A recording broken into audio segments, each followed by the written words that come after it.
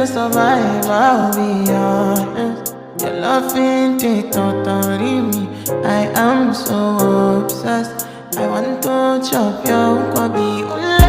Nobody dey back me she ule. Open up.